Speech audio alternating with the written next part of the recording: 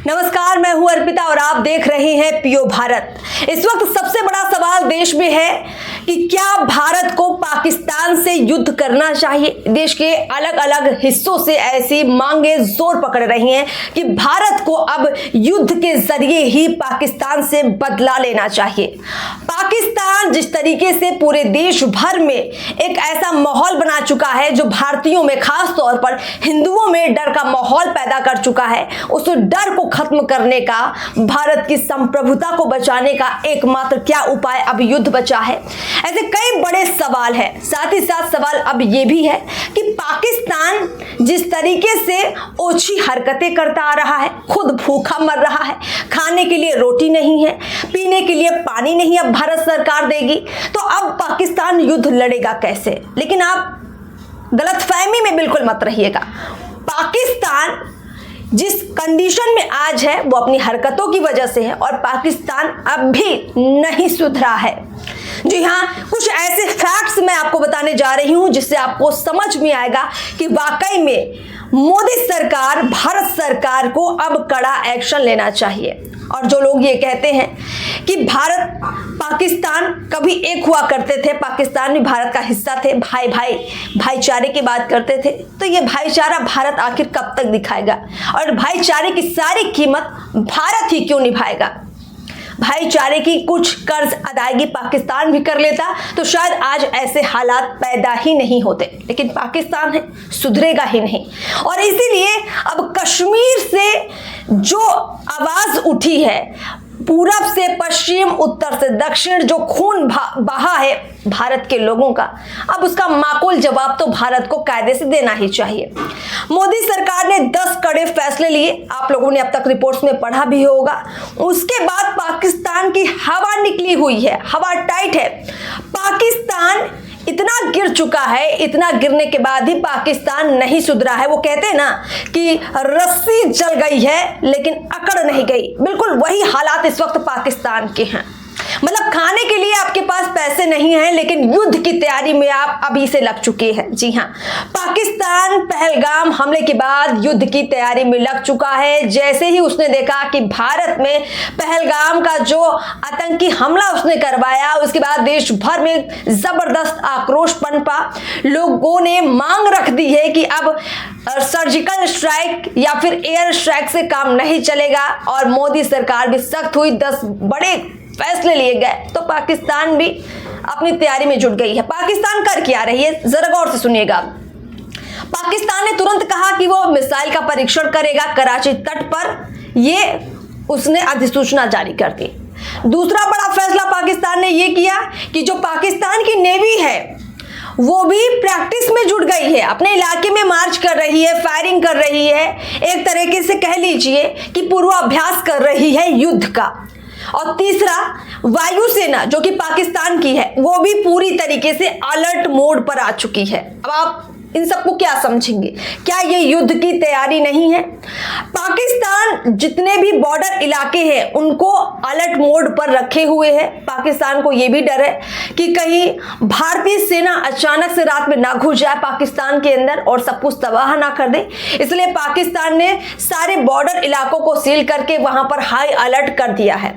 तो पाकिस्तान की इन तमाम हरकतों से एक बात और पता चलती है कि पाकिस्तान के दामन में कितनी कालिख लगी हुई है और घबराता डरता वही है जिसने कोई गलती की हो, और पाकिस्तान ने गलती नहीं, महापाप किया है, गुनाह किया है, इसीलिए घबराया हुआ है। भारत ने जिस तरीके से कड़े फैसले लिए, सिंधु जल संधि थी जो सिंधु नदी की, उसको ब्रेक किया पाकिस्तान के साथ। वो समझौता काफी पुराना था, उसको तोड़ दिया। पाकिस्तान के साथ 3 बार युद्ध हुए लेकिन भारत ने कभी भी ये फैसला नहीं लिया, लेकिन इस बार भारत ने ये फैसला लिया है। मोदी ने ये इस बार फैसला किया है कि भारत का पानी अब पाकिस्तान को पीने के लिए नहीं देंगे। अब भारत का पानी पीकर पाकिस्तान में ऐसे पिल्ले नहीं पलेंगे जो भारत के लोगों को मारेंगे।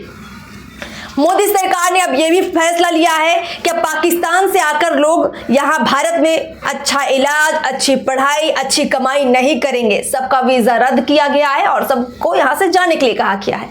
पाकिस्तान जो अपना प्रोपेगेंडा चलाता था एक्स के जरिए और भारत के लोगों को भ्रमित करता था, भारत के जो मुस्लिम यहाँ पर कुछ उनके पिछलग्गू लोग हैं उनको एक्टिव करता था, उसके लिए भी भारत ने बड़ा कदम उठाया है कि जितने भी एक्स अकाउंट है पाकिस्तान के उन सबको बैन कर दिया गया है।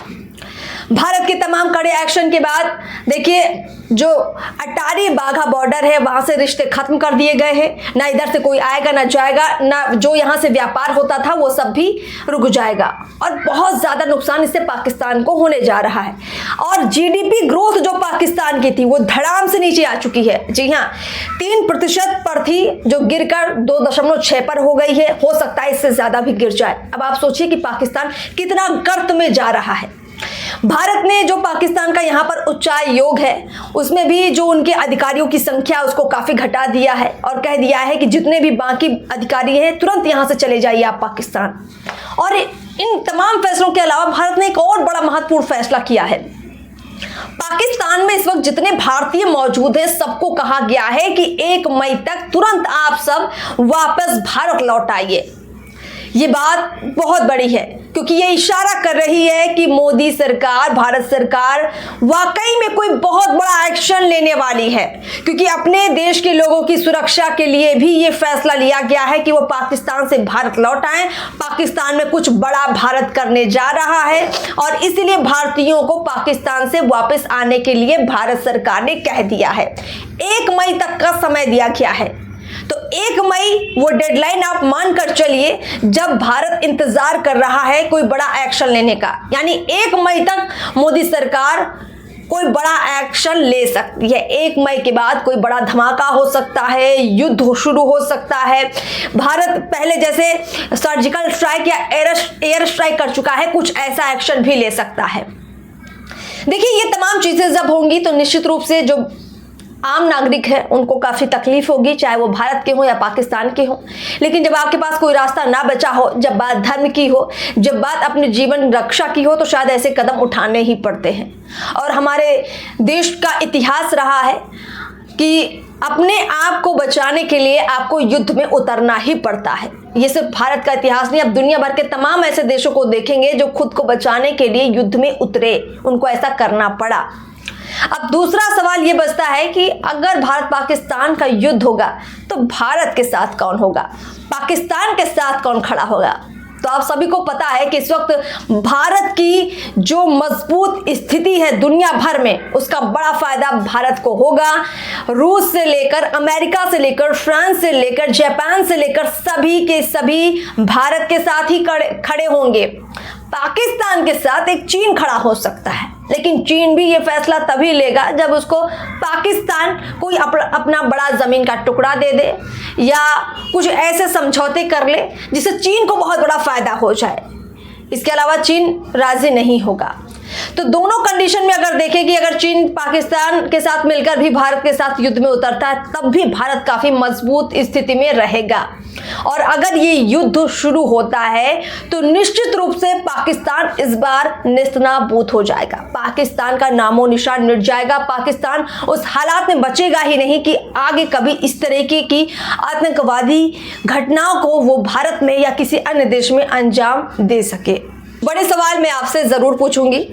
पहला सवाल ये है कि क्या आपको लगता है कि वाकई में भारत के अंदर हिंदुओं को टारगेट किया जा रहा है और भारत के अंदर कुछ ऐसे मुसलमानों को तैयार किया जा रहा है जो धीरे धीरे हिंदू आबादी की जो है संख्या घटाते हुए अपनी आबादी को तेजी से बढ़ा रहे हैं और अपने धर्म को इतना बढ़ाना चाहते हैं कि हिंदुस्तान भी पाकिस्तान बन जाए।